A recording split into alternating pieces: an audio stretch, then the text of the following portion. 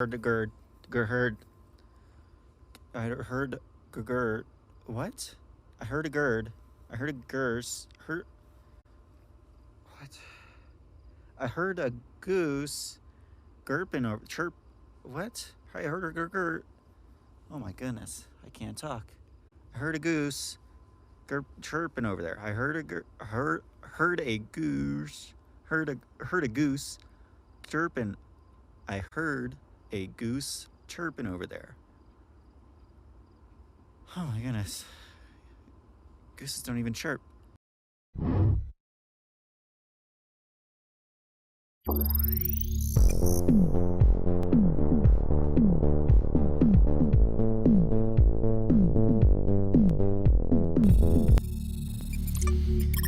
Good morning, BBs. Hello and good morning. Hello and good morning. It's too early. It is. I'm Anthony Carboni. And I'm Saige Ryan. And this is the first, best, and only morning show in existence. You got here. You made it to the only morning show. You did it. Congratulations for not missing it. The morning show at the end of the universe. Mm-hmm. Your trials have been long and your travels arduous. And unfortunately, we only have bad news for you now that you've arrived. Here at the end of the universe. Here at the end of the universe, it sucks. It's real bad. It's fucking rough over here, dude. Oh, I know it's better boy. wherever you came from because it is rough over here. But I just want to, you know what we have to talk about. You know what we have to talk about. So before we get to that, why don't we start with something just a little nice?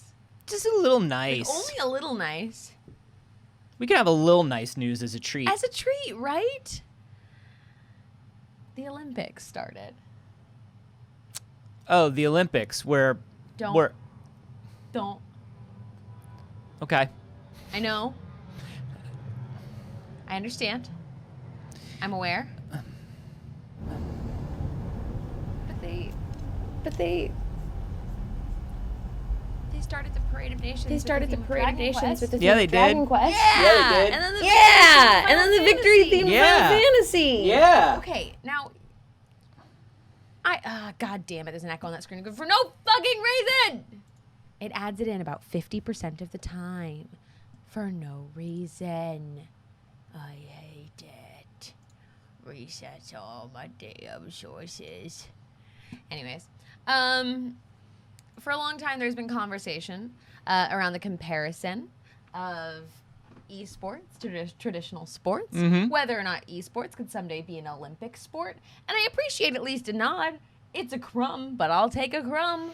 You know, this is something that has been planned. They released some of the original opening plans. I think we talked a little bit about them on the show, maybe. But there's always been a strong video game component that they wanted. They wanted some heavy Mario involvement initially, but what they wanted was like Mario's dad, Shigeru Miyamoto. Of course. And Satoru Iwata looked at it and they were like, "This is not respectful enough to Mario." Damn. They were kind of goofing on Mario. They wanted to do a little goofing on Mario or have Mario do some things that were a little goofy. Anthony, Mario's already been to the Olympics. He fucking kicked Sonic's ass at the Olympics. So Hey. Not sure what you mean there. He murdered Sonic at the Olympics. Canonically. Yeah, Sonic is dead canonically. Sonic is dead And canonically. in the current timeline, they could reiterate it with the next run, but Sonic canonically, Sonic is currently dead. Sonic.exe is the only Sonic that's left.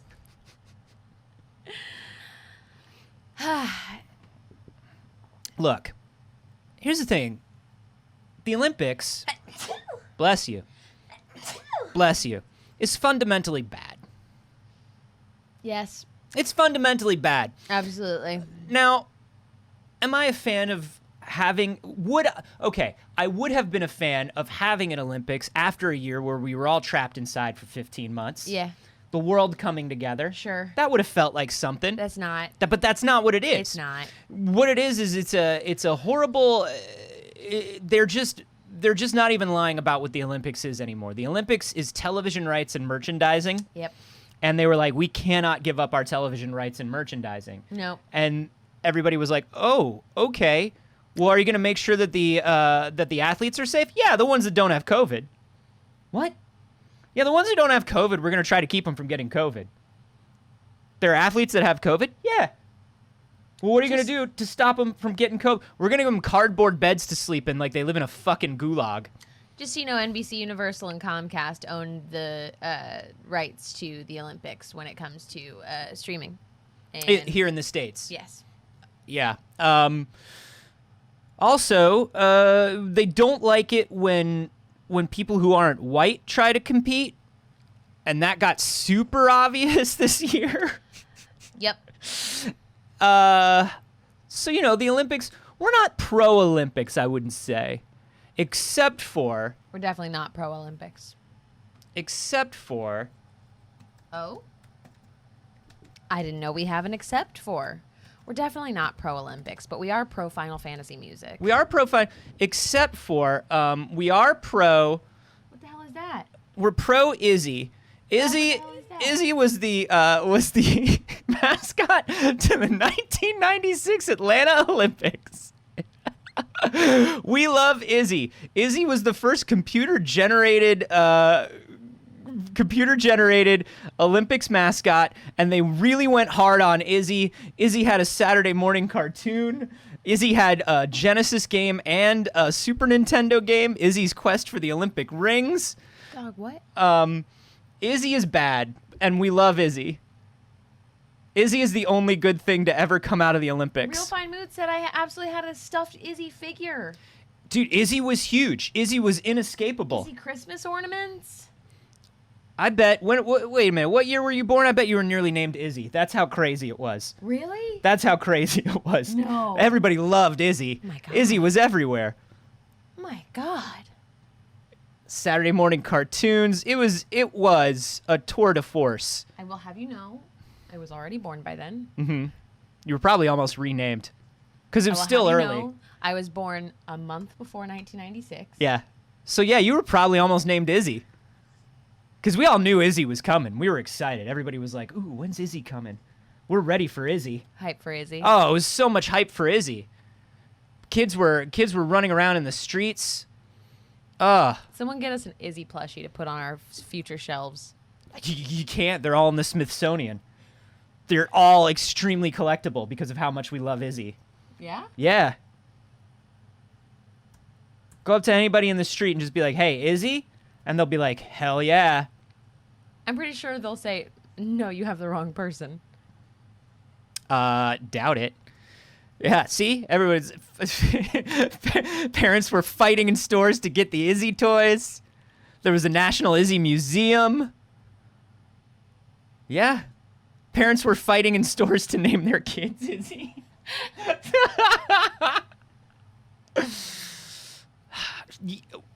Whew.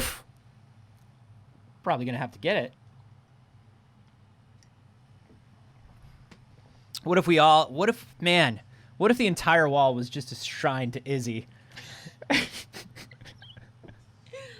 No. Ugh. That Izzy looked rough. Yeah, that's probably why it was $7.99. And Izzy in good condition goes for anywhere from $5 to $10 million. Got it. Yep, that's the range. Anywhere from $7.99 to $10 million. You could trade the least amount anybody will take for an Izzy these days is 5 Charizard cards. Okay. How did I know it was going to be a comparison? Charizard card. Charizard card. I heard a curse. I heard the good. Charizard curse. Anyways. All right, it's time. Let's jump into it. The state of California, specifically the California Department of Fair Employment and Housing, is suing Activision Blizzard. This is a really huge suit. This is the state stepping in. This is not a suit by individual employees or a collective group of employees. This is the state of California hearing so many complaints about such a large employer that they feel like they have to step in to take care of what has been called in the suit as a, quote, pervasive frat boy culture. The stories gathered by the employees are nightmarish. They're awful. Mm-hmm. They're also deeply concerningly common. And I saw a lot of conversation about, I can't believe Blizzard was like this. I can't believe Blizzard was doing this. All the big studios are. Almost all of them. You know, there's outliers, there's exceptions to every rule, but unfortunately, the rule is this. The rule is female employees experiencing something they called cube crawls, which was the male employees getting absolutely hammered in the workplace and then just tearing through the cubicles and harassing the women in them that were trying to work. It says that most male employees drank on the job, came to work hungover. The alleged sexual harassment ranges from comments about women's bodies and jokes about sexual assault to the unwanted touching of female employees by their male peers. We should say, hey, some of this stuff is a little rough. If you're a little sensitive to it, Yes. hang tight for the next few minutes and check back in. This is in addition to, it starts with some standard baseline stuff that we all sort of know about the industry and dislike, which is women at Blizzard were paid on average 20% less than any man in a comparable position. Doesn't matter. There was never a place where the woman was being paid more.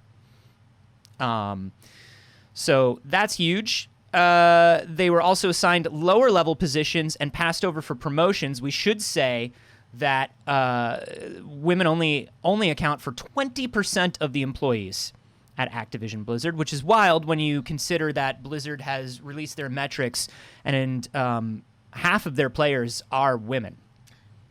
Can you believe that the number of men that have had the goddamn audacity to look me in the eyes and tell me that the wage gap doesn't exist? It's huge. It's massive. It's It's huge. horrifying. And it's not closing at a rate that is any way manageable. I would like to bring back a statistic that at the rate we are at with the gendered wage gap, it would take 90 some odd years to close by the progress that we are making. Women will not be paid equal to men for another 90 years at our current level of progress. Not to mention blatant harassment and assault in the workplace. And there are a lot of people who say things like, I would have done this or I would have done that. But games is such a difficult industry to be in because I talk about this all the time. It's so hard to get in. And it's harder to get in as a woman. It gets harder to get in as you get into more marginalized groups, women, people of color, people with disabilities, that they make you feel like you are just lucky to be there. And that if you lose this opportunity, there might not be another. And that's true, is the worst part. They're right that there might not be another. That's horrifying. We sort of straddle two very sort of toxic industries in that we both work in games and we both work in production and entertainment, and they both have this similar outlook. They know that for a lot of people this is the dream. Yep. They know that there are very limited opportunities. Yep. And so they treat you that way as opposed to treating you like a person, and that gets even worse as you look less like this kind of person.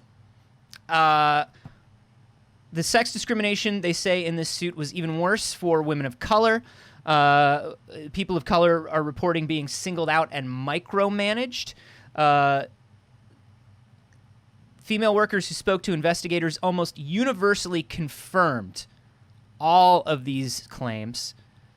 One woman said her manager told her she wouldn't be promoted because she might get pregnant and like being a mom too much, and then where would they be?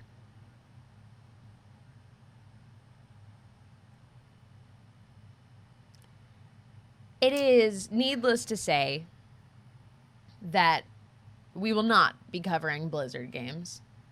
We will not be talking anything Blizzard other than holding them accountable for their actions as more information comes out and as more stories that need to be shared are from employees and from victims of a nightmare company. But a huge, giant fuck you to Blizzard. I encourage you all to not only stop playing Blizzard games, to not only stop buying Blizzard games, but to also keep an eye on the other large corporations you purchase from. quite simply, the games industry is an issue. It's not a company issue, it's an industry issue. It is so much larger than just Blizzard. It is a culture. Just 3 years ago, the same Department of California is the department that had to bring a suit against Riot Games. If you all remember that suit, for a very similar thing, there was a very large expose on the behavior of employees within Riot. We've, of course, seen it inside Ubisoft. There have been a lot of there's been no formal investigations, but there have been a lot of discussions about the working environment at Gearbox. Yep. We hear a lot of this about a lot of these large companies, and let me tell you something. Just because the suit is brought out and the press happens does not mean they change. Riot had to pay $10 million to the state to the employees who were mistreated. And let me tell you something. Riot makes $10 million a fucking second. Riot sells a silly hat for a new character, and they make $10 million. The State Department said that they actually probably owed something more like $400 million to employees. Mm-hmm. So don't think that these companies change just because they are found guilty of these things, because it's a slap on the wrist to them, and they need to keep having their feet held to the fire. Mm-hmm. You know, we talk a lot about Ubisoft and how we have some very good friends that work in Ubisoft and are doing their best to exact change. Let me tell you something. That sucks. It sucks for those people. Yep. We're talking about when the number of people that work on an Assassin's Creed game mm-hmm. numbers around 2,000. Mm-hmm. And that's just on one game. You think about the size of Ubisoft, and you think about the 10 people you know that are trying to exact change from the inside, and fucking think about how tired they are. In addition to doing their jobs, they have to swim upstream at a company where it says here that the senior creative director of World of Warcraft, Alex Afrasiabi, was named as a top-level harasser who was permitted to engage in blatant sexual harassment with little to no repercussions during BlizzCon. At BlizzCon. We were there. Like, I was there. At BlizzCon, Afrasiabi would hit on female employees, telling them he wanted to marry them, attempting to kiss them, putting his arms around them. He would attempt to grab female employees' hands and try to get them to go to his hotel room. He would grope female employees. This is not okay. No, it's not fucking okay. This is not okay. And this is a guy he's the former creative director, but you can bet he's going to bounce and get a high-ranking job somewhere else. Now, World of Warcraft players have been pushing now to have mentions of Alex removed from the game, because mm-hmm. there's a lot of references to him in the game as a pretty senior level person involved. Don't treat this like Marvel talks about the government. We aren't going to cut out the poison of this one guy and the whole company is going to be better. This is, again, not only the company but the industry, but every man that watched him do this, every man that watched him pull on women, try and convince them to come to his hotel room, grope women, try to kiss them, every one of them needs to be pulled out and called out. Every single one of them before the company can be okay. There cannot be one man that sat by and watched this happen to these women without doing a damn fucking thing about it for this to be an even safe company for women.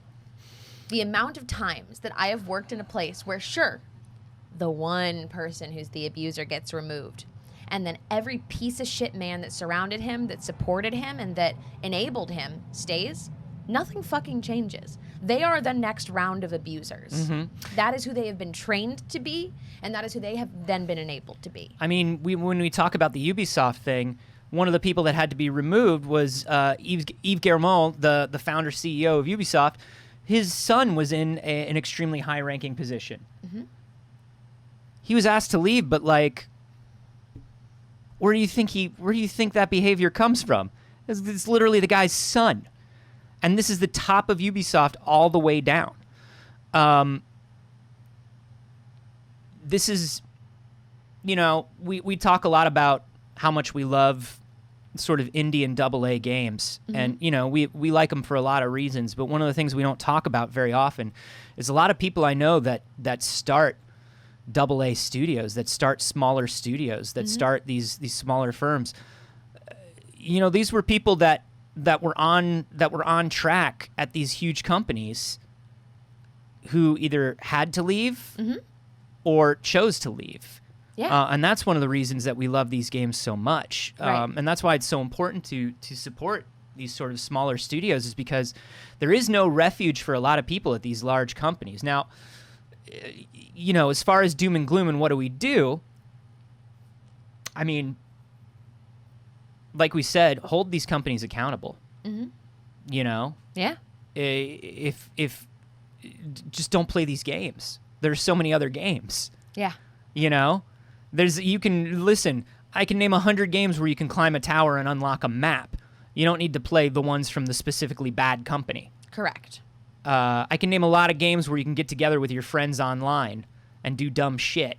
Absolutely. You don't need Go to play the one. any of the others. Go to any of the others. I will say what you shouldn't do is this. Now, there's some back and forth about this. These are World of Warcraft players that are organizing sit-ins.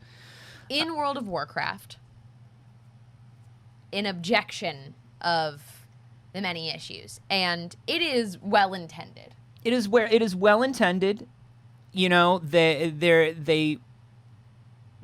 are arguments on both sides of this thing. The best thing you can do is get the fuck off the server and stop playing this game.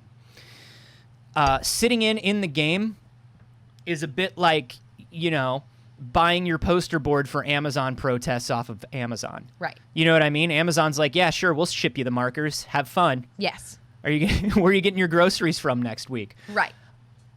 There is an argument that a lot of people are making is like, hey, if I cancel my subscription and I've got time left, No, get off. could I sit and is this a way to sit and do it? No, because they're looking at how many people are online in their servers, and they're going, all right, still as many people logged on today. That's where the money is. That's where the money that they're able to push to advertisers is. Absolutely not. Get the fuck off the platform. As a woman, as somebody who has been in the job I have right now is the first job I have ever not been sexually harassed at yet. And job, not just in games, job. So with that in mind, as someone who has worked for massive companies, if I was a female employee here, it's like protesting J.K. Rowling sitting in Universal Studios Buying a butterbeer. Get the fuck off the platform. Get the fuck off the platform. This is passive activism. This is feeling like you did something. This is about you and not about the people affected. This is black square posting. Right.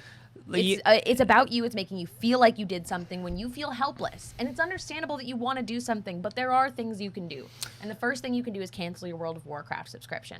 Not log on. I don't care if you have time left on it. Fuck it. It's Do not show them that they can get away with this, because this is why they keep doing it to us. This is where they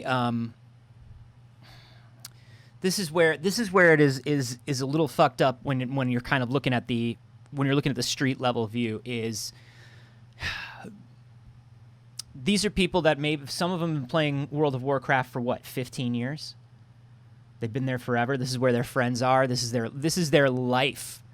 And for a lot of people, you say, well, you got to log off now. And they're like, but this is all I do. How do I fix it? How do I change it? How do I make it better? You go somewhere else. And that's an understandable. You feel, and one of the things that these games do is they want to give you a feeling of involvement and empowerment within the game world, right? That's, if they're doing the game right, you feel that. You feel like you are your character, you are your guild. The things you do matter. The things you say matter within that world in that game. That's what good community engagement and good game design does. But there comes a certain point where you gotta just look at it and you gotta be like, no, that's not true. This is a corporate product. I am giving money to a corporate product. This is how I choose to spend my time, and I need to be smarter and better about it. And it's unfortunate. It's unfortunate when you know, it's like, you know, like these Harry Potter fans, right? Like these Harry Potter fans are like, fuck, this is literally such an important thing to my childhood. What do I do? And it's like, well, you got to give it up. Yes. You got to give it up. And most of us did. So there's no excuse. I'm not going to like agree and enable that to be like, well, it's hard. Yeah, it's hard for the women being abused at work. That's hard. If quitting World of Warcraft is hard, imagine having to quit your job because you're not safe there. So like, yeah, I'm sure it sucks to have to go to another MMO. I get it. I have been deeply invested in MMOs. I do understand a level of attachment. But like, exactly, someone literally died, dude. Women are in danger here. It is not just an unpleasant place to work, it is a dangerous place to work. And it is affecting the entire industry. It is making everything around it more dangerous as well. There So, are so no, many other I'm not- places that you can spend your $15. And somebody in chat said to play devil's advocate. Don't play devil's advocate. The devil has enough advocates, dude. Yeah. Especially as a man in chat, I absolutely discourage you from ever doing that. Yeah, devil's advocate on the internet is a poison. Devil's advocate is a poison. It's not debate club. Right. You know what I mean? Like it's not debate club. We don't need to like, well, but what if this in this case is like this? It's like, I don't know, No. what if? It probably isn't, so let's not waste time on it. Right. Let's not waste time on it because there is an entire state Right. had to step in and say, this company is so bad.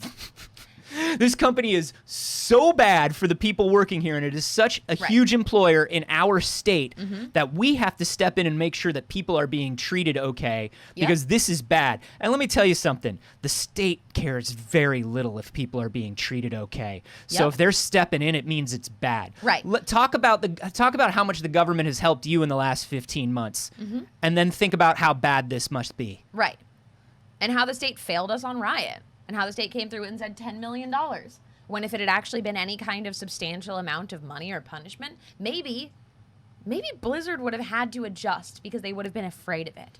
They look at that and they're like, oh, that's it? We're golden. This is exactly.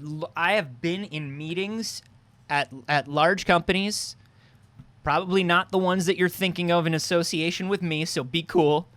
But I have been in meetings with large companies on a production side where they're like, well, what if this happens legally? And it's like, the cost of that is not as much as as the potential legal ramifications are not as much as how much we'll make. Right. So let's go ahead and let's move forward with it. And it's like sitting in a room when somebody says that is the craziest fucking thing. I literally I just sat, I literally I dissociated. I felt dizzy when I heard that because I couldn't believe that they were just that matter of fact about it. And they are. Mm-hmm. This will cost us less. We put out a fucking statement and we apologize and we keep going the way we're going because if this guy leaves, he takes this much of his stock with him, or if this person leaves, we're going to need to move somebody up and that'll move the timetable back on this product. Mm-hmm. And so we can't afford to change right now. Yes. It's more expensive to change and do good. And they will just say that. If there is any takeaway from this, it is that any privilege that you have, I implore you to leverage it for people around you. It is holding your friends accountable. It is holding your family accountable. It's holding your coworkers accountable. If you work for a company and you are seeing men act like this, not being one of those men is not enough. It is not enough. You have to be somebody that does something and says something because those women are at a disadvantage in their position to be able to stand up for themselves. It is never on the woman. It is never the woman's responsibility to make her own workplace safe. Somebody who has the privilege and power has to be standing up until women have the privilege and power to stand up for themselves on their own. It's as simple as if you see another dude that you work with doing anything that looks semi-inappropriate at somebody's cubicle, just walk over and say hi. Just walk over and be like, hey, did you get that email I sent you? Just walk over. Just interrupt the cycle. We've all been in a meeting where we hear somebody trying to speak up and they get ignored, and you can just say, "Hey, what about what they were?" You know what I mean? Share how much you make with other employees. Yes, that's a huge, Share huge thing. how much you make with other employees. They try to tell you not to do that. You should absolutely do that. One of the first things I do, especially on productions, because every woman I've ever worked with who is a co-host, sometimes I'll come in and the co-host has been there longer than me. We'll be making less than me until we talk about it, and we make sure that we're always making the same amount of money. Talk to people. I have never, other than Pixel Circus, I've never been at a company that had more women than men. You mean Pixel games. Circus, the company started by you and your friends Yes. to correct the problem of this Correct. shit? The reason this channel exists is because I got my dream job in gaming media, and it fucking sucked. It was awful, and I was miserable, and I was treated like shit. And I was one of 3 women on a large team, surrounded by white men. The other 2 women were the only 2 people of color. In that scenario, there's a dilemma of, do I stay because I'd be an idiot to leave this dream job I'll never get anything else like, or do I get the fuck out for my own safety and mental health, for my own peace of mind, for the sake of not being a part of the wheel that enables abuse? Speaking as somebody who left that job, yeah, I'd probably be a better off place in my career right now. I'd probably be making more money right now, but Same. I sleep a lot better at night, and I feel a lot better about myself. This is not Disney. This is not Star Wars. I don't want to see anything on one of those fucking YouTube channels or right-wing media blogs later that says I'm dunking on Star Wars or Disney, because it's not them. But yeah, it's sometimes you have to, and you know, we are seeing something positive, at least a bit, with Ubisoft, where they put out that report recently that was like, we're having problems hiring people because our reputation has gotten out worldwide. Yeah. Worldwide. And that's a good thing. We got to keep pushing it to get better, but it's a good thing. And buy more indie games. This is why we do not simp for large corporations. We hold them accountable. We vote with our wallets.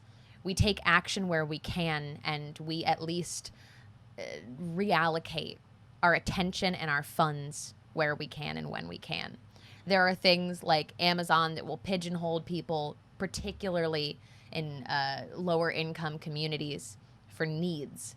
But when it comes to things like Blizzard, it's real fucking easy to cancel your WoW subscription. And to show that these women's lives are more important than the guild you have. Because they are. Just be thinking about that. Be thinking about that. We know that you're smart BBs. We know that you're good BBs, and you're probably already thinking this way. We're probably preaching to the choir in this room, but it's important to say it. It's important to say it. It is. It's important to say it. If you want to speak about a smaller company, that may be doing something good and cute, maybe we could do that. Yeah, I would love something small and cute. We want to talk about the most anticipated handheld of 2021. We want to talk about something that is disrupting mobile gaming. Uh-huh. We want to talk about something that is going to change the face of games as we know it. We want to talk about the Playdate. I love the Playdate. The Playdate is lovely. Did it need to have a little crank on the side? No, of course not. Nothing is Should it? needed in games. It does. It does have a little does crank. have a little crank. If you are unfamiliar with the Playdate, we've talked about it a little bit before. This is by the lovely people at Panic. Panic, they were a design and app company. They made things like Coda. Back in the day, if you had a Mac, they made Icon Factory. If you were one of those people that like to customize your Mac, you remember that? But they recently started publishing games. One of their first and biggest games was Firewatch. They published Firewatch. They're making good stuff. Playdate is an adorable little crank-based handheld where you wake up. It's black and white, and you wake up every week, once a week, and To a new game. and you get 2 new games. They just deliver them to you magically. I would like to call out Polygon right now. I would like to call out Polygon for this headline. They said the Playdate isn't the future of portable video games. No, but it says not that it wants to be. Sure. Unless it is. I mean, I think this is what we need. Right. As a man who modded and carries around an iPod Mini, Yeah. I need a return to black and white LCD adorable simple things. That's what I need. That's what I need. And they're giving it to us. Now, it's a beautiful machine. It's designed beautifully. Look at this. Sounds like a challenge accepted, Polygon. Yeah. Exactly. It is beautiful. It's a very, very cute little system. The reason we're getting all of these updates is because They announced pre-orders are coming. this next Thursday. It's the 29th, right? The 29th. So July 29th, you will be able to pre-order your Playdate. Look, there's a lot of pre-orders happening right now. I get it, okay? Maybe you already pre-ordered a Switch OLED. Maybe you already pre-ordered a Steam Deck. I don't know. I didn't. Which means You have money it's perfectly reasonable for me to order a Playdate. to pre-order a Playdate. They have some amazing developers lined up for this. One of the first games that's coming out is by Keita Takahashi, who of course is the creator of Katamari Damacy. It's called Crankin's Time Travel Adventure, and you turn the crank to take this little guy forward and backward in time, That one looks so good. and try to. He's got to meet his sweetheart under a tree at 3 p.m. in the park. He's got to meet his sweetheart at 3 p.m., but he's so accident prone. It's like that cartoon where Mickey has to get to the theater to meet Minnie, but he left the tickets at home. Oh, no. And Pluto's trying to get the tickets to him, and he's trying to get the. You remember that? No, That's that's Crankin's cute. Time Travel Adventure. Do we know how much it's going to be? Do we have a price point for the Playdate? I believe the play date is $249. I believe. $179. Way better. $179. I was like, $249 sounded a little much to me when you know that's coming in at Sure. close to Switch OLED prices. You're getting closer to Switch prices at that point. There's a game called Lost Your Marbles. You're rolling a marble through a 2D environment, and you use the Playdate's crank to rotate the world, which shifts the gravity on the ball. It's like Loco Roco. Shit. Nope. You're gonna hear us. Oh God. Oh, God. Oh God. Oh God. I tried to do something and I failed us. You had a cute meme joke ready to go.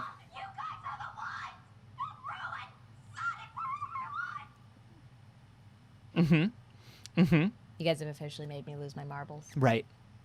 And then Saturday Edition is an adventure game where it's like a noir adventure game where you're a detective. It's very like old LucasArts. Whitewater Wipeout, where you steer a surfer. Are you gonna get it? Fuck, man, yeah. Like of course. I shouldn't. No. No. I have an analog pocket that I pre-ordered that I still haven't gotten a refund for, because every time I go to get the refund, I'm like, It's so pretty. it's so pretty, but I don't need it. We have Retroid Pockets. We have Retroid Pockets, and it does it. There's no way the analog pocket is going to do as much as our Retroids do. No, absolutely not. And then the Steam Deck I pre-ordered. Now I only put $5 down on that. Yeah, so you could cancel that. I could or cancel choose that. Not to, yeah. This is tough. You're surprised that I didn't have it pre-ordered? It's because I couldn't. It's Pre-orders not- don't it's open not until open the yet. 29th. Until the 29th. Yeah. It's Um, the 29th. They've also shown off development tools that work within a website in sort of like an MIT Scratch based like building block, or like if you played like Game Builder Garage on the Switch or something like that. It's that sort of block based game development, and you can do it on a site and like push a game to the play date. They already showed off their beautiful Braun / IKEA / modern furniture dock for it, which is a magnetic dock that turns it into a Bluetooth speaker and radio and alarm clock with a little pen cup. Very cute. Very cute. That dock is not going to be out at launch, but Right. I'll tell you what. I love supporting things like this that are just weird new things going on in games, Yeah. that are asking all the right people to do it. Comes with the 24 games come with it. Yeah. And then new games every week. And new games every week. I love it. I think it's cool. I think here are some of the games. We've got Bennett Foddy, friend of the show. Bennett Foddy, who, of course, made Getting Over It with Bennett Foddy and Quap and Gerp. Bennett made a game for the Playdate. Zach Gage, who you may know from Spell Tower or Ridiculous Fishing or Ridiculous Chess. He's made a game. There are a lot of people who have made amazing games for this thing. I'm very excited. Did you ever pre-order the new Tamagotchis? No. You have a Tamagotchi. You haven't even put a battery in it. I have reasons. You have reasons? Yes. What are your reasons? Anyways, Anyway, in other handheld devices, in less exciting handheld devices, in a handheld device that's probably not going to be very successful. yeah, less big news. It's not the Playdate. Valve has made a very bold claim about the Steam Deck here, saying they haven't found a game that the Steam Deck cannot handle yet. Oh. That's a bold fucking claim, isn't it? Oh. So, Now, that's wild to me. uh-huh. But when you say handle, what do we mean Here's the by quote. handle? Valve developer Pierre-Loup Griffiths said, we'd been looking at various games in the past few years in the back catalog, but the real test for us was games that were coming out last year. They couldn't run very well in previous prototypes and architectures that we have tested. This is the first time that we have achieved the level of performance that is required to really run the latest generation of games without problems. All the games we wanted to be playable, really, the entire Steam library.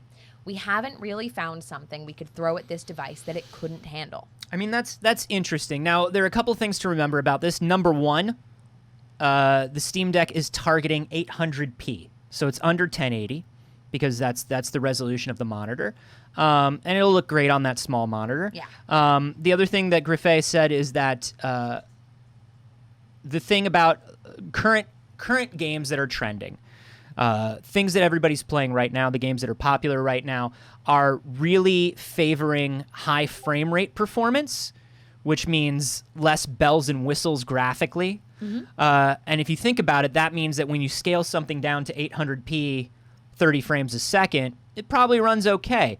Now, handles anything you throw at it. Of course, we have to speculate about whether they have those good sliders turned up or down. You know what I mean? Yeah. I have a feeling a lot of those good sliders are turned down. I watched something by Digital Foundry, because I'm that sort of person, Of course. where Digital Foundry did an hour of just speculation. As I was doing a little cleaning, they were doing some speculating on the hardware. Naturally. And one of the things that one of the people on the panel brought up is what the key to the Steam Deck and the key to every game running on the Steam Deck and people being happy with it is probably developers and Valve working together to make individual game profiles for the Steam Deck, right? So when you download a game on the Steam Deck, it goes, oh, you're downloading this game. I know this game. Sort of like when you open up that NVIDIA control panel or Yep. GeForce Experience and it's like, hey, here are the sliders we think you should set for your video card. And hopefully something that would automatically adapt it when you are playing it on the Steam Deck so that you don't have to go in and do it yourself. Right, because I think that's what everybody wants is like, I want the ability to fiddle with it, but I also want the ability to just be like, boop, and just play a game. You know what I mean? Yeah. Just immediately out of the box. And I think that's what most people are going to want. Now, of course, this is running on RDNA 2.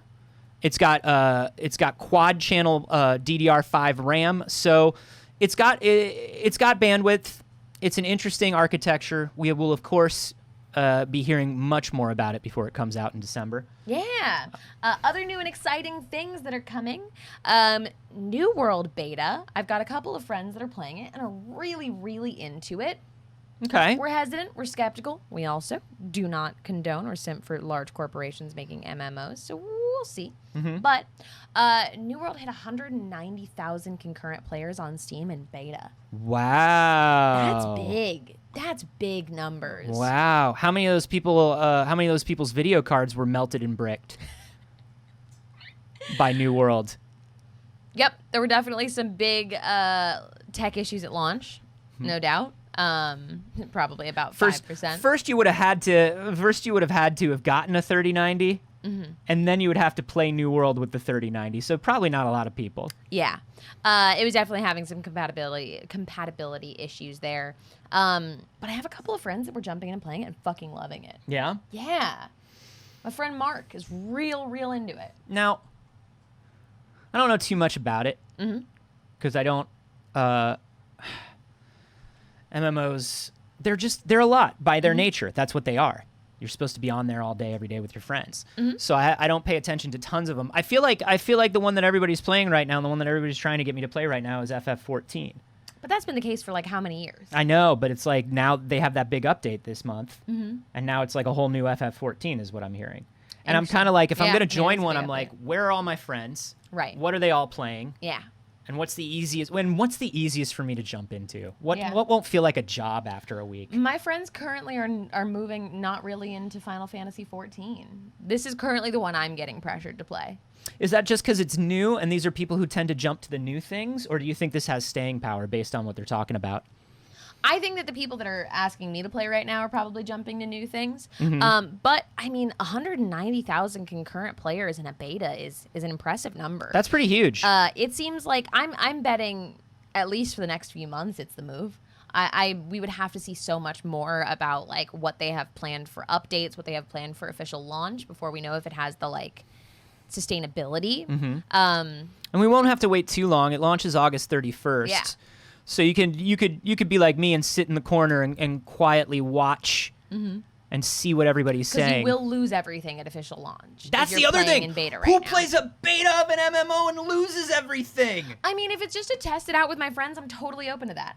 Yeah. I'm totally open to that, just to test it out with my friends to see if I'll want it at launch. I guess that's sort of like learn the systems, learn what's going on, and then you have a better idea if that's even a character you want to roll, I guess. Yeah. Yeah. That's... I'm down to build it. So, for comparison, Sword of Legends online sold 200,000 copies in its week of launch, which is a lot. Yeah. But only had 18,000 concurrent players. Ooh. So they peaked at 18,000 concurrent players. Fucking yike. So, for comparison, that's pretty good. That's huge. That's extremely huge. Yeah. Trust in the Wipe, Anthony. Yeah, I mean, for people who pre-ordered, it's a great opportunity to test it out. For people who have not pre-ordered, including myself, it's a good chance to know if I want to do it. I have friends that have, like, some extra kind of beta codes to get into and check it out. But before I pay, $40 for it, I'll be happy to know. Yeah. I'll be happy to play that beta. See if I'm into it. And I might be. I've been wanting an MMO. I know you have. Feeling an MMO. I know you have. Now. I love games that can be a social thing for me. I'm shocked that you didn't jump into FF14. I'm shocked. I'm afraid of it. You're afraid? I'm afraid of it. Why are you afraid of it? Because everybody's so intense about it. Yeah, And but haven't I played hear the they're other a Final very fantasy games, and I know that you don't have to. You don't have to. I know that I don't have to, but it does make me feel like it makes me feel like a poser. No. You know? And you shouldn't. And that's not listen, everybody's Final Fantasy is everybody's first Final Fantasy is somebody's first Final Fantasy. You know what I mean? Every Final Fantasy. I saw a goose. I heard a goose chirp. What I'm saying is every Final Fantasy is somebody's first one. You know, and in FF15 they even said, like, right up big on the screen, a Final Fantasy for longtime fans and first time players. Right. They want new people in Final Fantasy, and from what I hear, the community in FF14 is like crazy excited when somebody new joins. Yeah, everyone's been very, very nice. It's just my friends are still so into it. What's the oldest MMO still active? Actually, that's Worlds.com. Mm-hmm. Worlds.com is the oldest, and the only reason it's still active is because the owner of it has a bunch of wild patents around MMOs, and if he lets it go offline, he will no longer be allowed to sue the companies that are using things because they won't be infringing upon it, and he'll lose the patent for it. God, I just want to be a patent troll. I know I don't want to be a patent troll because that's a horrible kind of person to be, and it stifles the entire world. But also, feels like it's very profitable to be a patent troll. It is definitely profitable for it. He just keeps like servers live in his house, and you have to download the game to play it. Like download each different area. I love it. So like to get into the next one, you have to be like, all right, shit, and it takes like a while to load into it. I love it. And there's still people online, and it's fascinating. And we did an episode of One Time on the Internet about it. It's on this channel. Go check it out. Harry did a little walkthrough. It's wild. It's weird in there. Speaking of the big games that everybody's playing, Thank you, Mike. let's talk about Genshin Impact.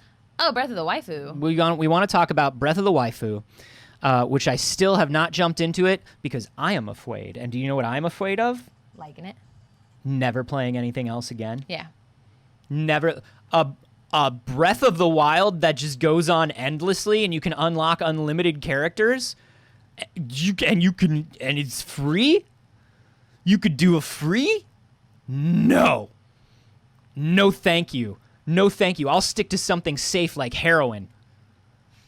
No, thanks. I'll just chew a couple oxys because I'm less likely to get addicted to that. But they do be sneaking in things. Yes. That make me interested. Like, perhaps I could have a little Aloy? Look how cute she is. So cute in She this looks like a animation style. Nendoroid. She looks like the Good Smile Nendoroid version of Aloy. Ooh. Here's the full shot. Ooh. You got that full Aloy shot? Come on. That's good. They're doing, of course, a Horizon Zero Dawn crossover in Genshin Impact. And that's pretty cool. She's cute. Dark Skies in the live studio audience says, I'm playing while I listen to the show. Yeah. Yeah. I have a feeling that would be me. And I have a I think he feeling... would also be playing while he did the show. Oh, boy, you better believe it. Oh, boy, you better believe it. And ever since I discovered the joys of game streaming and stuff on my little phone, when you hook a little controller up to it, I have a feeling Breath of the Waifu is a very good bathtub game. Ah. Do you know what I mean? Yeah, I bet. Ugh, it's probably gonna happen. I will eventually download it. I just don't. You know what'll turn me off though is I don't like What? gacha mechanics. Yeah. I'm not a gacha person. Oh, yeah, and there's a lot of gotcha. There's It's a lot all of people when gacha. you said free that were like, get free. Yeah, but here's my rule about free to play, and I think we've talked about this before. If I play your free to play game for a week, and it's all I've been playing for a week, I will give you $5. I will buy a $5 thing, and then I will allow myself one purchase of something a month because I would have spent that on a game anyway. Right. But I keep it, I keep it sane. Yeah. But it's hard Within to keep reason. it sane. It's hard to keep it sane. And I have a feeling if it was just like adorable Zelda waifus, Yeah. I might spend a lot of money on that. Yeah. It's like, you know what my in-game purchase poison is. It's pets. Yeah. Any game I can buy pets in. She has every cat, I think, in Sea of Thieves. I have every kind of cat. I didn't buy all 3 colors of every cat. Right. You have every kind of cat. I haven't been on in a while. Maybe they're new cats. Maybe I should sign up and see if they're new cats. I don't know. We should play some Sea of Thieves. I hate Among Us, and I don't hate Among Us. I hate playing Among Us because people are mean to me in it and they make me want to cry. It's a perfectly good game. It's built into the game. It's a perfectly good game. It's built into the game to I hate Among accuse Us your friends of players. lying. I hate it, and it makes me cry, and I am not good at this. Maybe I am genuinely just too mentally ill for that. I don't know. But I bought pets. I bought a little pet. Because they have them. Because they have them. I love that for you. Yeah. I love that for you. Why aren't you putting batteries in your Tamagotchi? Because it's a responsibility I can't take on right now. I see. So you simply have willed it out of existence. You've The battery died. You've snuffed out the life It of was it. not my choice. The battery died. I also, Anthony, Yes. we were on our third generation on that Tamagotchi. Yeah. I am sad. I am afraid that when I turn it on, it will be dead. I am afraid that it will have killed my Tamagotchi. Oh. And I will have to start over, and I will be very sad. That's fair, but sometimes you got to wipe the server, right? Isn't that what we were just talking about? No, it's Tamagotchi. It's time to let a new baby into your heart. Not on my child. It's time to let a new child into your heart. No. This is what I always say. If you lose a child, Don't. Hey! You heard about the Dead Space remake? yeah, I did. You've been hearing about it for a while, right? Yeah. It's confirmed. We had an EA Play that confirmed that the Dead Space remake is coming. It Oh will my be God, that's right. next EA Play was gen yesterday. Only. Next gen only. Next gen only. EA Motive We haven't taking seen a lot of over those. for Visceral Games. PS5, Xbox Series, and PC. Man, I love the first Dead Space. I love the first Dead Space. Yeah, Such a good game. Such a good game. it is. It's a wonderful game. It will be rebuilt from the ground up by EA Motive in the Frostbite engine, which is of course EA's fancy pants engine for everything. The developers are looking to take advantage of the advanced SSDs, 3D audio, and more new tech of the latest console generation to bring Isaac's journey to life once again. Blade of Creation, the live studio audience said, "Isn't that current gen? Not until people can get their hands on it. Not until you can go to a store and pick it up." It's weird because I have a feeling we've taken to calling the current generation of consoles next gen this generation, which is weird to me. It's because it's not the majority of people having it yet. That's true. That's true. Until these shortages That's stop the whole ass trailer. and they have a higher attach rate than the previous consoles, I Yeah. guess it makes sense. But it's so weird to be calling something next gen when it's like in Current people's gen. houses. Yeah, it's in people's houses, but too small of a percentage of people's houses to be the current gen. Yeah. Most people still don't have them. The thing I'm most excited about, I think, is the 3D audio, Yes, surround I'm sound, very excited about in that. a good spooky game. Ooh, fuck me right up. It's right behind you.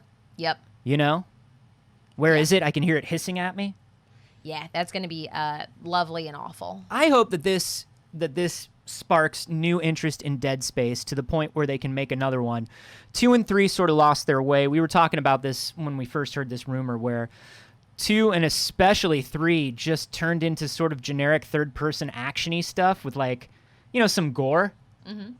It was just like a gory third-person action game, whereas like the first one was genuine, like, it's that good space horror. Yes. I love good space horror. But it was just EA having to smooth the rough edges off of everything until everything is the exact same game with the exact same micropayments and the exact same features. We so also don't sim for EA. yeah. So hopefully this will bring a little bit back to Dead Space and maybe they can make a new one. Something else that we got in the EA Play was a trailer that looked really interesting to me. A game called Lost in Random. There have been little pieces about it, but we got a proper trailer for it.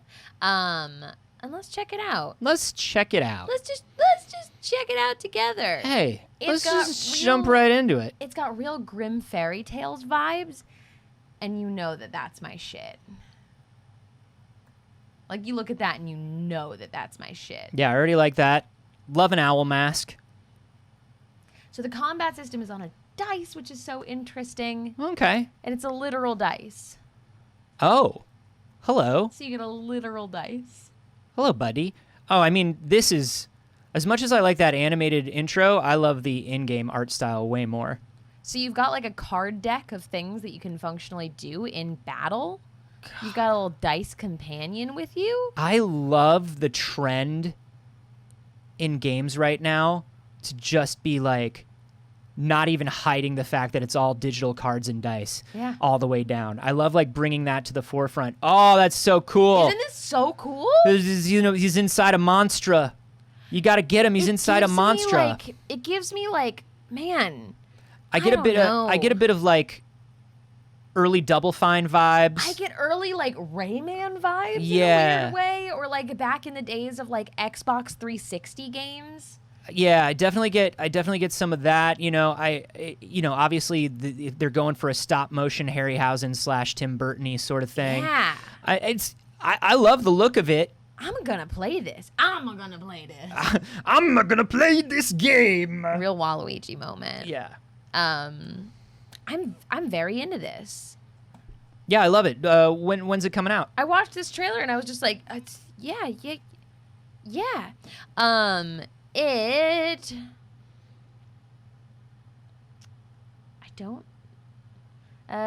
September 10th. Thank you. I could not find the date on here. I don't see. Looks like it's coming out September 10th. It's coming to PC first, and then we'll be coming to consoles later, probably later this summer. That's pretty cool. Yay! I'm ready. I'm ready for it. I think, or is it hitting consoles first if consoles are in the summer? Because if that's not until September, they don't have a date on here for consoles. Well, hopefully. Looks like the love child of Tim Burton, Neil Gaiman, and American McGee. Yeah. Yeah, although American McGee had a little bit of that Todd McFarlane edgelord shit. Right. But yes, definitely. Twisted fairy tale. It's just a little bit twisted. I love grim fairy tales. I love fairy tale shit in general. That's my vibe. I'm very into this, and it's something I was super not expecting from EA Play. Mm-hmm. I'm not somebody who like gets super hyped for EA. Yeah. I'm not somebody who like. There's not a ton of EA games that I'm like, oh fuck, let's go. Like the Dead Space remake looks fun. Yeah. But like, we're generally people that lean towards a little quirkier of games. Yeah, and they've definitely been trying to appeal more to that, particularly since EA Play or the EA Play Pass or whatever the fucking thing is that I have. Yep. That comes with my Xbox Pass. Yep. They've definitely tried to do that. I think I think it can be fun. I think it can be fun. Game Pass is the Xbox thing, but I also get an EA. I think it's just called EA Play as well, which is confusing because that's also what they call their events.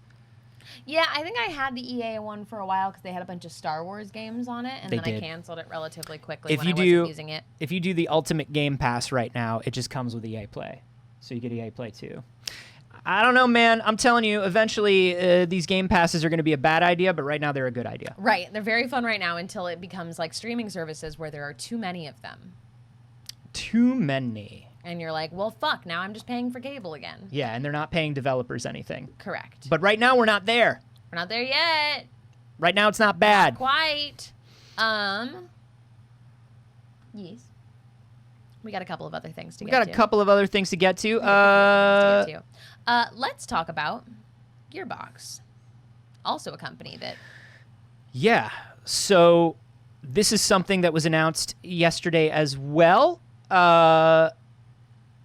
along with this this Blizzard Activision stuff. Look. Gearbox might not be a great place to work. Now, it's real funny because, like, we all know. Mm-hmm. But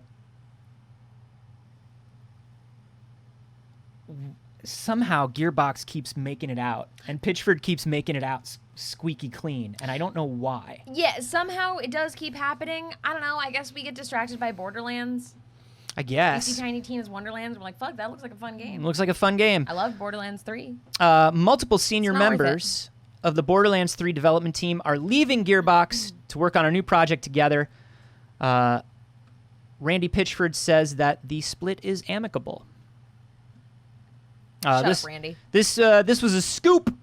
This was a scoop by friend of the show, Megan Farokmanesh, over at the new Axios Gaming. Speaking of people leaving to start new projects, Stephen Totilo from Kotaku and Megan Farokmanesh from Vox left to start Axios' gaming newsletter. I didn't know that. That's lovely. Yeah, so they're Lovely. doing it. They're doing it, baby. They're doing it, baby. So here's the thing. Senior producer Christopher Brock, lead mission designer Keith Schuler, and art director, that's very important for Borderlands, Yep. Scott Kester, have left the company after more than a decade. Paul Saige was the game's creative director. Chris Stratz was the lead was game field director and UX director. Lead character artist Kevin Penrod. All are leaving. 7 senior developers, all going to work on a new project together. Gearbox Entertainment founder Randy Pitchford told Axios the group is leaving Gearbox on the best of terms. They said it will cause minimal disruption in our current plans. Yeah, they were working on something that They was... said, we don't even need them, honestly. Like, it's not even going to affect us. Honestly, like, they're not even important. They were working on a thing that like wasn't even started and we hadn't even announced, and we don't even really care about that much.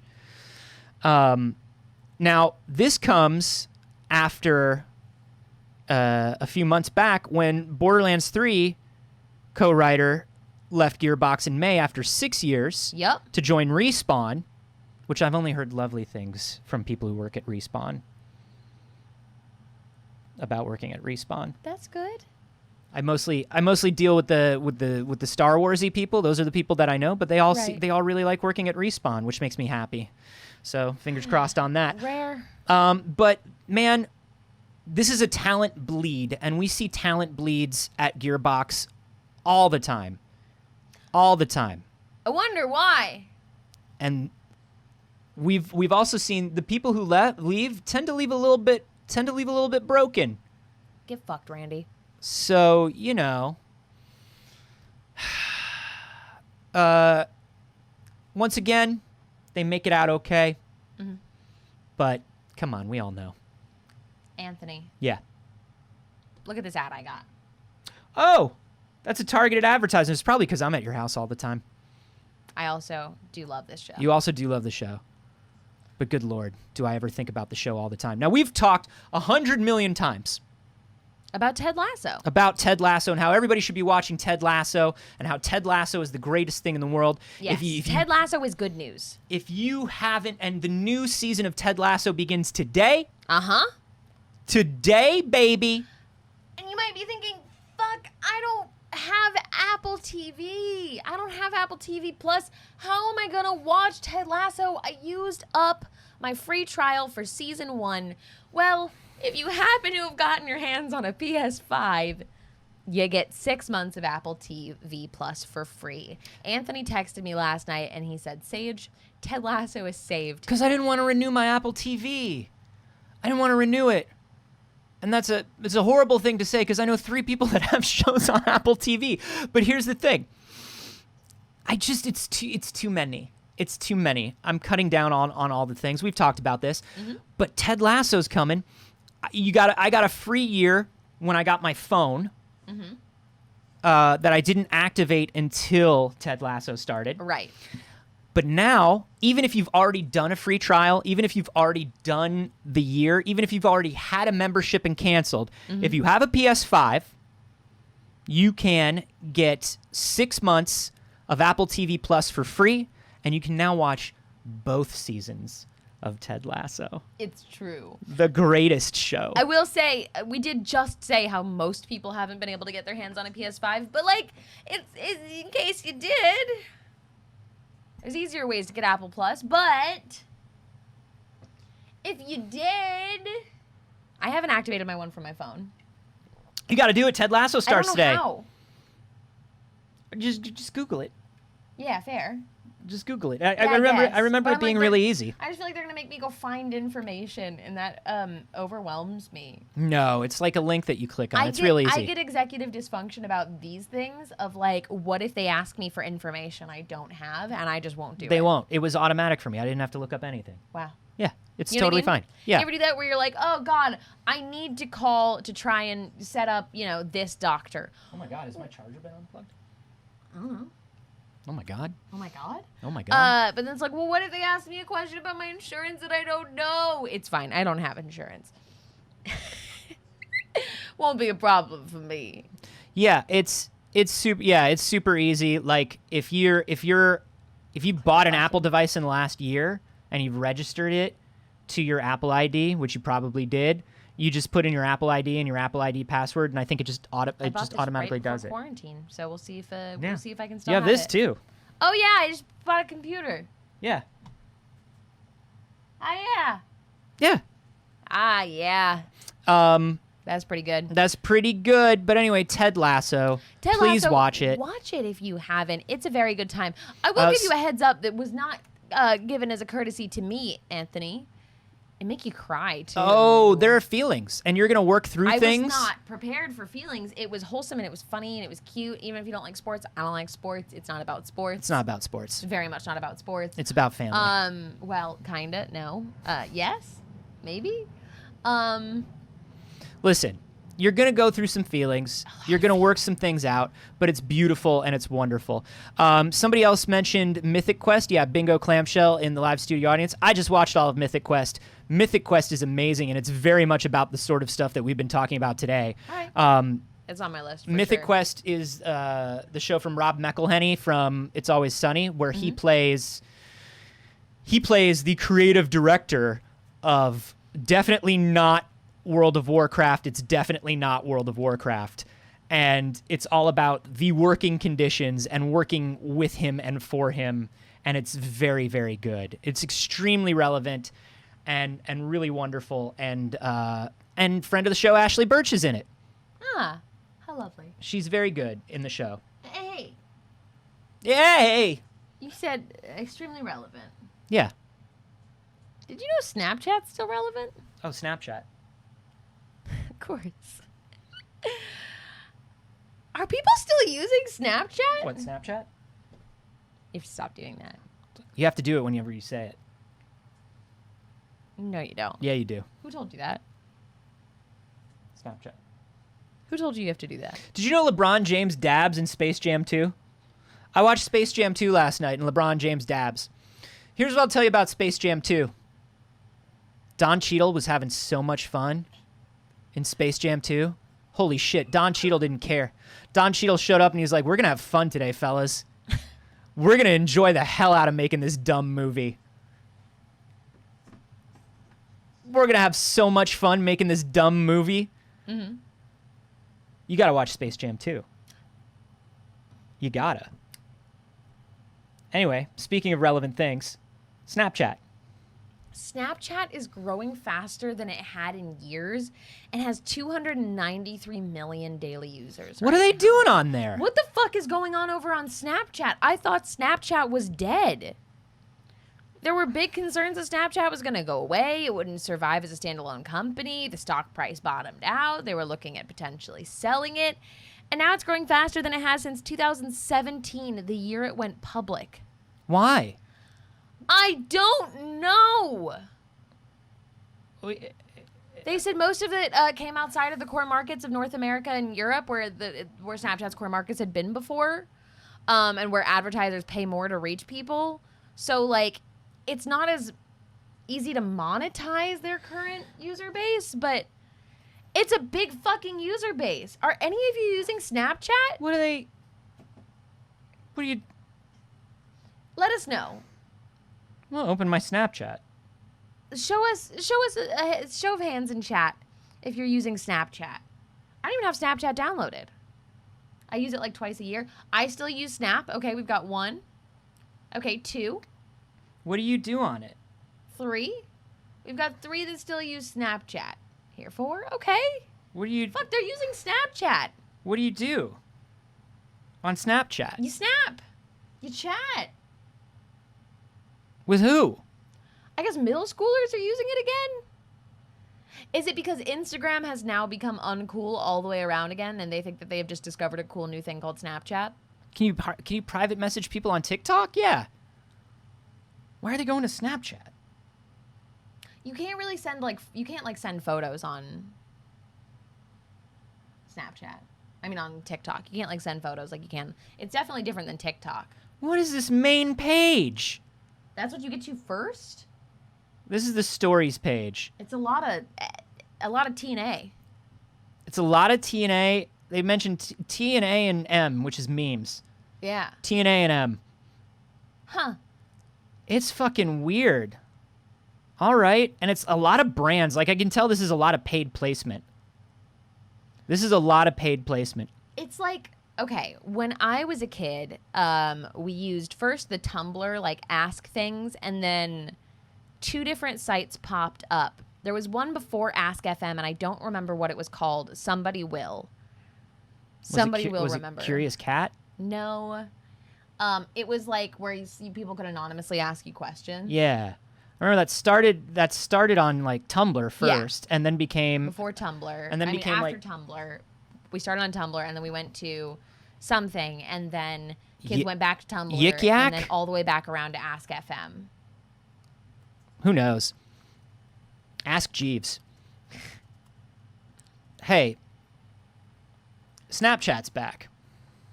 I'm trying to remember what it was called. Formspring. Formspring. Somebody said spring.me. Formspring was it. Hello. I've heard that we're all using Snapchat again. Are you actually using Snapchat? If you see this and you're using Snapchat, let me know. If you see it and you're using Snapchat, come watch the show. Well, fuck. We're out of time. Formspring was the site. Formspring was like a big deal, and it was like anonymous question asking, and it was like deeply toxic and a really bad thing that we should not have been doing as teenagers. No one should be allowed to let teenagers ask other teenagers. I had friends that worked at questions. Formspring. Awful. They It was worked a in nightmare. they worked in community and support, and they said it was toxic as hell. It's deeply toxic. It's built to be toxic. So like for my area of millennials, that was what we did around the Tumblr time, is you would share your Formspring on your Tumblr or whatever on like your early Facebook. Shouldn't be a tool. Kids shouldn't have things where they ask each other things anonymously. Very, very bad. Inevitably toxic. Exactly. And then like 5 years later or so, kids were like, oh my God, this cool site, Ask FM. Yeah. And I was just like, that's just Formspring. That's just the same shit. That's the same shit. Yeah. And I feel like we used Snapchat as millennials, and then we Instagram put in the features, so we all just kind of started using it on Instagram. And now Instagram is getting boomery. And then we all moved to Fleets. Right. Every single one of us moved to Fleets. And then it got boomery, so the kids are going to Snapchat to be a place without boomers, maybe? I don't know. That's my guess. I'm trying to understand what the kids are doing. I'm trying to understand what the kids are doing too. What are you doing? Get off Snapchat. It seems like the last time I got anything from somebody that I know Time to go back to MySpace. I couldn't agree more. was 2 years ago. Yeah. Or almost 3. Y'all, I tried to go back to MySpace, not MySpace itself, because MySpace itself it isn't what it was. Yeah. But somebody put up one of those sites that's like just like old school MySpace. Oh yeah, I remember that. Yeah. And I wanted it. I wanted it to be a thing so bad, and no one did it. No one did it. No one did it. I was like, if anybody's getting on here and wants to be these MySpace friends, I would love that so much. I want to decorate my profile. I do. You know, I have 3 pairs of Snap spectacles. I guess this is your time. This is my time, baby. I'm back. The audience is there for it, just waiting. 3 pairs, because I don't know. I thought eventually. I love the idea of one per stadia. Yeah, one for each stadia. Thank you, everybody. Yeah, I just love the idea of video camera, like good video camera glasses that are always with you, that are easy to use. Because especially at the time I was doing a lot of YouTube stuff and I was doing more vlogging stuff, and I was like, this might be the answer. It was not the answer. It was a bad camera. I have 3 pairs. I even bought prescription lenses for them because I wore glasses at the time. There was a company that would make prescription lenses for your Snap spectacles. You are the most extra person I know. I used to make too much money. Now I don't make any money. And I sleep better at night. and I have less trash. Fair. I only have 3 Stadias because Keeping Google them keeps free. sending me Stadias. What else is going on in the news? I've got one last thing. Mm-hmm. I keep forgetting we're getting a Batgirl movie. Yeah, and I keep wondering how it's going to work. How does the Supergirl movie work? I mean, I know DC Right. is definitely... And then we've got the Batwoman series going right now. DC has leaned heavily into the idea of multiverse and Flashpoint. We know that Flashpoint is coming. Yeah. Flashpoint will obviously create multiple timelines and perhaps a new universe. And already did in the show, but apparently nobody gives a shit about the shows. It's Yeah, fine. apparently we're not supposed to care about the show about the boy who has too many good dads. I love the show about the boy who has too many good dads. I also love the show about It got real bad, but it dads. started out real good. Maybe that's why we don't care anymore, because it got real bad. Yes. But they never cared. No, they never... Well, they cared enough for Ezra Miller to show up in the show. To flex that he was new Flash, fuck you. No, so they could meet, and they had like a little meet cute and were friends. I know. It was good. I thought it was think good. It's rubbing it in Grant Gustin's face because it should have been Grant Gustin. Fuck Ezra Miller's Flash. It should have been. It should have Fuck been. Ezra Miller's Flash. He's creepy. He's weird. Ezra Miller himself is a fucking creep. No. Yeah. No. It's weird shit. It's weird shit. I just it could have been Grant, and I love that the entire cast of the Flash, Tom Cavanaugh especially, came out. Tom Cavanaugh, who I think is Grant Gustin's good, actual, real good science dad in real life. Like, they seem to hang out all the time. They make like short films together. Yeah. They actually, yeah. Harrison Wells and Grant Gustin are like best friends off camera, and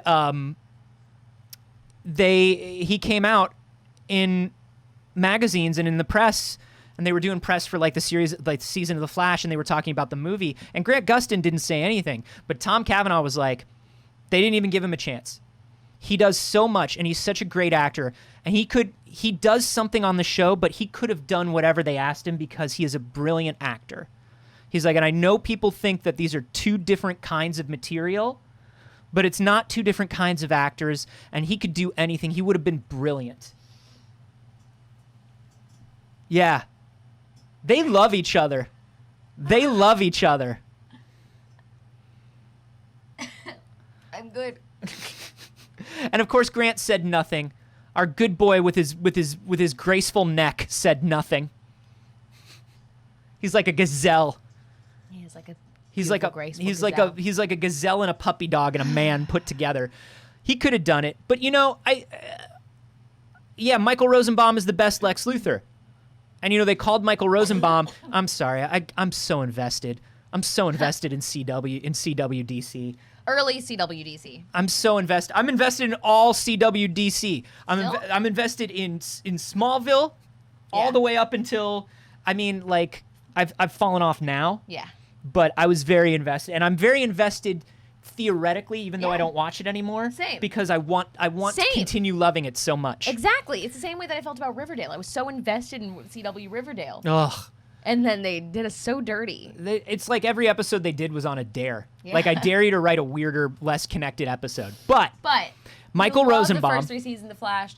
I loved Green Arrow. Yeah. I loved a lot of things. Michael Rosenbaum was the perfect Lex Luthor. He was invited back for Crisis on Infinite Earths, and the only reason he did not appear is because they would not show him the script beforehand. They said, if you do this, you have to just show up and do what we say. And he was like, that's a weird thing to agree to. I also tried really hard to love Supergirl. Supergirl was not for me. The first 2 seasons were pretty fucking great. The first season suffered from some you remember when you would watch Dragon Ball and like a plane would explode off and they'd be like, oh, it's okay, his parachute opened. You know, in the American dub, just to be weird. Yeah. The first season of Supergirl suffered from, oh, there's Superman over there. Yep. Or, oh, Superman's texting me. Yep. Because they didn't have the clearance from Warner Brothers to actually hire or show a Superman. But the moment they were allowed, they found our good boy Tyler Hoechlin. See, I don't like Superman. I don't like Superman. I don't like Supergirl as characters canonically. I don't think they're very interesting. And B, I don't like that so much of Supergirl's story would have to revolve around Superman. But it did. But that's the thing. Why is does he need to be there? It Don't, didn't. He doesn't need to be texting you. He doesn't need to be flying by, and he doesn't need to show up. It didn't, except for the fact that her her whole origin thing is just connected to him, Right. and he's like her cousin, and they thought it would be weird if they didn't mention Superman, and then it got weird that they kept mentioning Superman. Right. So they did, though. Like, what they did was not good. And, like, again, I don't like that if they're like, we're going to give you a female hero show, but her entire origin is about Superman. Fuck you. No. It's not that her entire origin was about. Anyway, I'm not interested. I think she was lovely. I think that entire cast was lovely. I think she's a ray of sunshine, and she brings the exact right positivity to Supergirl, which I love. And I think John Cryer was also very good as Lex Luthor. Everybody was like, John Cryer, and I was like, fuck yeah, John Cryer. Give me John Cryer as Lex Luthor. Mike in the live studio and said, hey, just checking in. Did you win? Be home by 10. Superman. Yeah, it was sort of like that. And in that way, it's kind of cute and cool because you know that Clark would be that kind of family member where he's like, hey, I saw that thing that was going down. Are you good? She doesn't need him. She doesn't need him, but like family checks in. Family checks in. Give a story about a female hero that passes the Bechdel test. Just saying. Make it something that's not about the men. The actual piece of this news and the reason that we got into this is because the Batgirl movie has its lead, Leslie Grace from In the Heights. Interesting. Leslie Grace will be playing Barbara Gordon in the film. Nord the Barbarian, that's actually a running gag in the show. And it comes up in the first season very heavily. Why we have no problem with it being called Supergirl and not Woman. Right. Her shitty editor of the it's not the Daily Planet, but her shitty editor is like, we got to come up with a catchy name for her. We'll call her Supergirl. And literally Supergirl looks at her and goes like, why not Woman? She's clearly an adult. Why not Woman? Supergirl's catchier. Print it. Yeah, and they gave her pants. Yeah, Cat Grant, played by Ally McBeal. Anyway, this is about Batgirl. It's about Batgirl. We have an ongoing Batwoman series that I personally have not watched. Have you watched any of Batgirl? Not great. Yeah. Not great. Even post Ruby Rose? Not great. I can say that in this new season, when you watch it, you can tell that the cast is happy that Ruby Rose is gone. Okay. You can tell it's an easier and more fun show to work on, and they're all enjoying it a bit more. But no, not great. You know, Anthony, this woman is 26 years old. Yeah. And sometimes I look at women and I go, why does that 26-year-old look like a real adult and I don't? She's only 1 year older than me. That's what a 26-year-old woman looks like? Huh. I thought I had time. Uh-oh. Well, can we say that she does have the advantage over you of this clearly having been at some sort of event for In the Heights, so she's fancied up, and she is not wearing overalls and pigtails And a Sailor Moon t-shirt. and a Sailor Moon t-shirt, which there's a vibe. You know what I mean? There's a different vibe.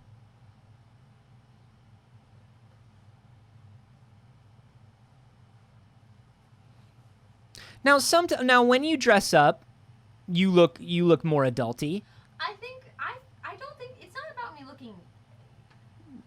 Come talk to everyone. It's not about me looking like literally young. Mm-hmm. You know, it's about me not looking like this. You know like, what? That's a woman. You also That's like a woman. Like I know that if I had a superhero, they would call me girl. Well, we've talked about this. You and some of our friends are in this interesting place where you don't know when they call you up for a casting if you're going to be playing the teacher or the student. Yeah. It's hard to say. But you know, like, here's the thing about looking young and having like a young face and young features is it's great. Speaking as like speaking as somebody who's got years on you, Right. who looked The like oldest man on the internet. the oldest man on the internet, who looked like a baby his entire life, it's great. Because I still look younger than I am. It pays out in dividends as you get older. Yeah, I'm just saying, like, that's a woman. I mean, that is a woman. I am. That is a intimidated. bat. That is a bat woman. That is a bat woman. That should not be a bat girl. That's a I bat mean, woman. I mean, they'll cute her up. They'll innocent her up a little bit. Do you think they're going to give her red hair? Or do you think that's not going to be a thing?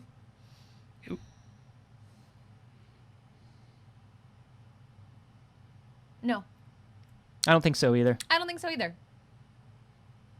Think they'll go Auburny? Yeah, I'm gonna say I don't think so. It's going to be interesting. But I think that's but I think this is cool because this obviously dials into the Batman, Yeah. the Robert Pattinson one, where Right. as we know, James Gordon is played by, oh God, I always forget his name, the very, very, very good actor who plays Bernard on Westworld. Oh yes, we did this last time. I do this every time.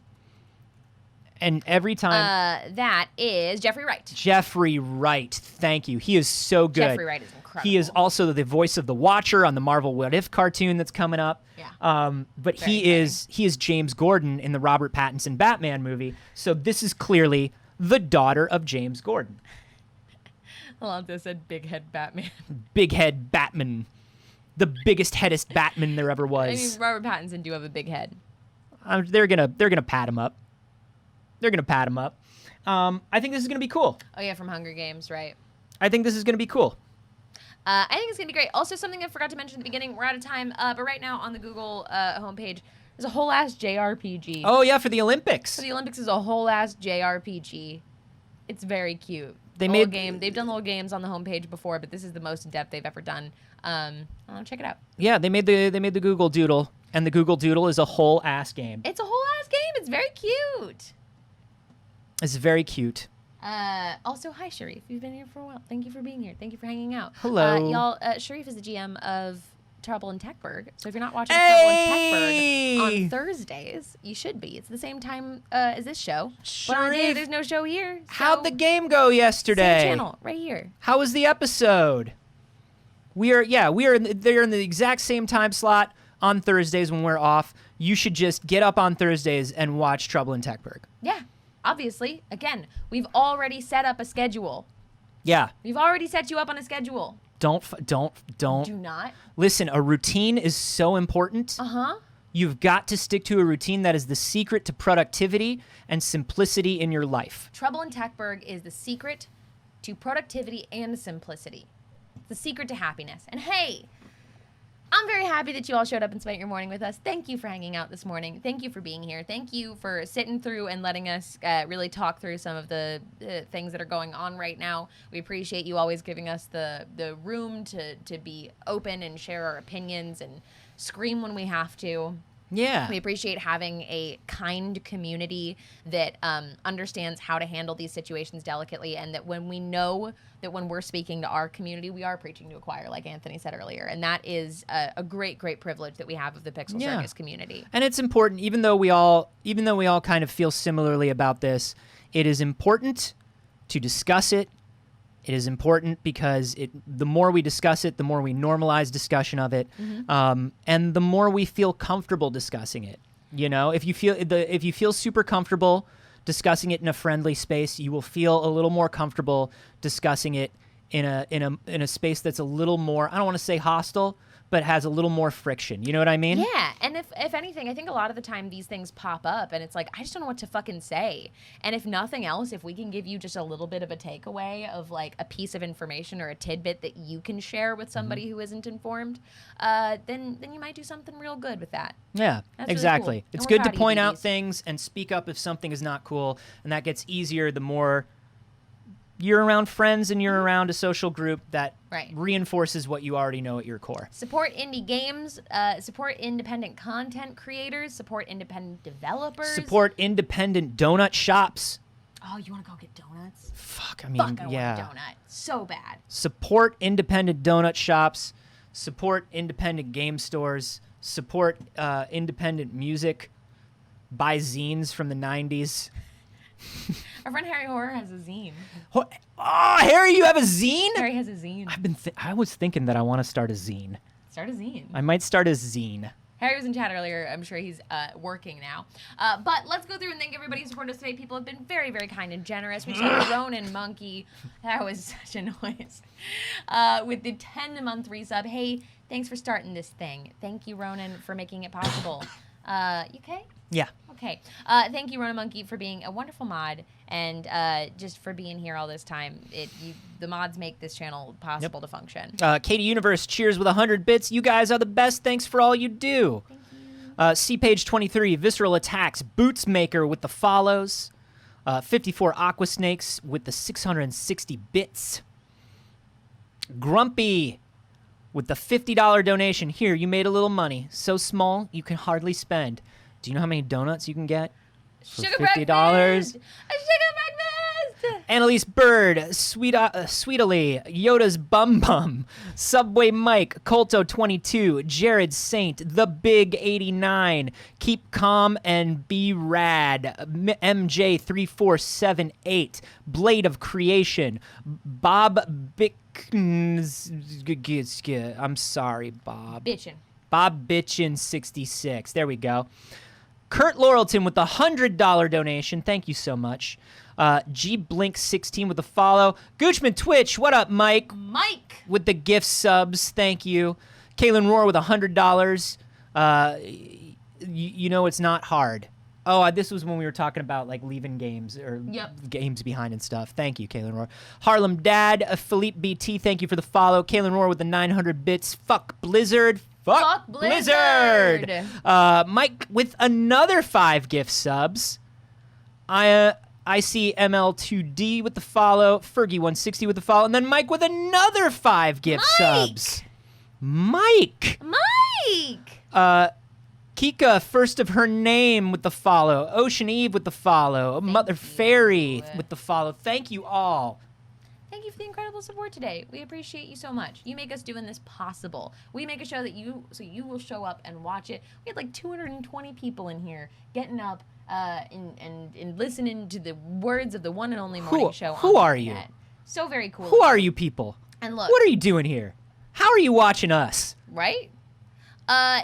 If you're new here, join the Discord. It's free. You can just get in there for free. You don't even need a license. Nothing. You don't need nothing. No one's going to hassle you, man. Click the link. It's in the chat. Go get in there. Hang out with us. Talk about the show. Suggest stories you want to see us talk about. We will always shout you out when we talk about the stories that you suggested if we pull it from the Discord. That's pretty cool. And hey, there's a bunch of other ways you can support the channel without money. No money needed. Money is fucking weird. It is.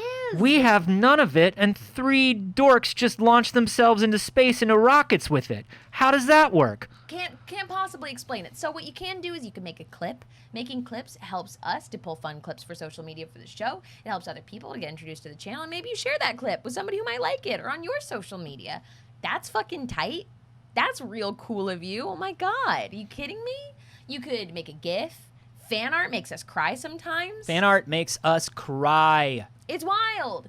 Those kind of things that just show community support means the world, and we appreciate you showing up to do it. You can also support us when we're other places. Anthony, where are you going to be? Oh, well, I'll tell you where I'm going to be tonight at 7 p.m., and you are all cordially invited. Our live play Dungeons & Dragons show, Failed Save. We are finally all going to be in the same room, the entire cast together as a family for a very special episode. It is the wedding of Fess and Bora, and it is all happening tonight, 7 p.m. We're dressing up fancy. We are. We're going to a fancy studio. We're hanging at the Scabby Rooster. We're having a big gay wedding day, y'all. We're having a big gay wedding. We've got special guests. It's gonna be a fucking time. Saige and I will both be there. You better be there. Come on. 7 p.m. Pacific, right here on this channel. Come back and see us. It's gonna be great. I'm so excited. I'm so very excited. Where else, though, Anthony? Where other than else? tonight? Well, other than that, today there is a new episode of my science comedy podcast with Jeff Kanata. It's called We Have Concerns. It's at wehaveconcerns.com or wherever you find a podcast. It's a science comedy podcast. It's entirely improvised based on things that are happening in science news. And this week's episode, Saige, Yes. is about the fact that we're all the shortages that we have because of COVID. Of course. Here's a shortage I bet you didn't think of. We're out of monkeys to do science on. We ran out of science monkeys this year. So the episode's entirely about that. Check that out at wehaveconcerns.com. And then I'm everywhere else on the internet at Carboni, except for here on Twitch, where I am at Anthony Carboni. Twitch, you cowards, it's mine. Give it back to me. Where I am currently streaming Skyward Sword HD. It's a very bad game. I mean, it's a fine game, but for a Zelda game, it's a very bad game. And you can watch me play it while it tutorials at me, and it just talks at me forever and ever. Is there a good starting episode for We Have Concerns? Yes, start it this week, and then listen to whatever sounds interesting. That's what I would say.